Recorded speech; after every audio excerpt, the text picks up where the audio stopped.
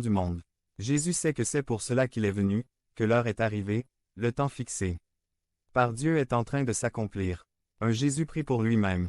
Dans sa prière pour lui-même Jésus, nous voyons trois choses. 1. Il appartient à Jésus de donner la vie éternelle. Il revêt les mortels d'. Immortalité. 2. Expliquer ce qu'est la vie éternelle. Puissions-nous connaître Dieu et Jésus. Avoir la vie éternelle, c'est faire une rencontre personnelle avec Jésus, venu révéler le Père. 3. La tâche que Jésus devait accomplir, il l'a fait. Il s'est incarné, a quitté sa gloire, est devenu un homme comme nous et nous a montré le chemin vers le Père. Maintenant, le Père va restaurer à nouveau la gloire qu'avait Jésus avant son incarnation. 2. Jésus prie pour ses disciples. Jean 17, 6, 19 NIV, 19,99 À ceux du monde que vous m'avez donnés, j'ai révélé qui vous êtes. Ils étaient à vous. Tu me les as donnés et ils ont obéi à ta parole. 7. Maintenant, ils savent que tout ce que tu m'as donné vient de toi. 8. Parce que je leur ai donné les paroles que tu m'as données, et ils les ont acceptées. Ils savent avec certitude que je viens de toi et ils ont cru que tu m'as envoyé. Ces disciples savaient et reconnaissaient d'où venait Jésus. Du Père, ils entendaient les paroles de Jésus et reconnaissaient que ces paroles étaient les mêmes paroles du Père. 9. Je prie pour eux. Je ne prie pas pour le monde, mais pour ceux que vous m'avez donnés. Car ils sont à vous. 10. Tout ce que j'ai est à toi, et tout ce que tu as est à moi, et à travers eux j'ai été glorifié. 11. Je ne serai plus au monde, mais eux sont toujours au monde, et je reviens vers toi. Saint-Père, protège-les par la puissance de ton nom, le nom que tu m'as donné. Afin qu'ils soient un, comme nous.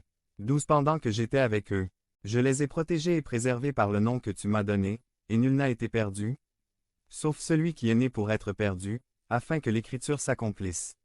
Jésus nous donne ici une définition de son œuvre. Il dit à Dieu, j'ai révélé ton nom, ou je leur ai révélé qui tu es. Jésus est venu montrer et révéler le plein caractère de Dieu, dans tout ce qui peut être connu, dans la mesure où l'esprit humain parvient à connaître Dieu. Le psalmiste dit, ceux qui connaissent ton nom auront confiance en toi. PS-9. 10. Il est clair que cela ne fait pas référence à ceux qui savent que Dieu est appelé Jéhovah, ou Yahweh, ou tout autre terme trouvé dans l'Ancien Testament.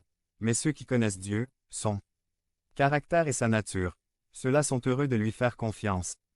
Par exemple ceux qui apprennent que Dieu est amour ou que Dieu est lumière. C'est connaître ton nom. 453. Ainsi, lorsque Jésus dit « J'ai révélé ton nom », il veut dire « J'ai donné à l'humanité la capacité de voir quelle est la vraie nature de Dieu ». C'est une autre manière de dire « Celui qui m'a vu a vu le Père » Jean 14, 9. De même, au temps de Jésus, le nom de Dieu était si sacré que les gens ordinaires n'oseraient jamais le prononcer. Jésus dit « Je leur ai fait connaître le nom de Dieu. Vous pouvez maintenant prononcer ce nom si sacré. Grâce à ce que j'ai fait, j'ai rapproché de vous le Dieu lointain et invisible que même les plus simples peuvent lui parler et prendre son nom sur leurs lèvres. » C'est la grande proclamation de Jésus selon laquelle il a révélé à l'humanité la vraie nature et le caractère authentique de Dieu, et qui a rapproché Dieu si près de nous que même le chrétien le plus humble peut prendre le nom autrefois ineffable de Dieu sur ses lèvres. 13. Maintenant, je reviens vers vous, mais je dis ces choses pendant que je suis encore dans le monde, afin que vous ayez pleinement ma joie. 14. Je leur ai donné ta parole, et le monde les a haïs parce qu'ils ne sont pas du monde, tout comme je ne suis pas du monde. 15. Je ne te demande pas de les éloigner du monde, mais de les protéger du malin. 16. Ils ne sont pas du monde, et moi non plus. 17. Sanctifie-les dans la vérité. Ta parole est la vérité. 18. Comme tu m'as envoyé dans le monde,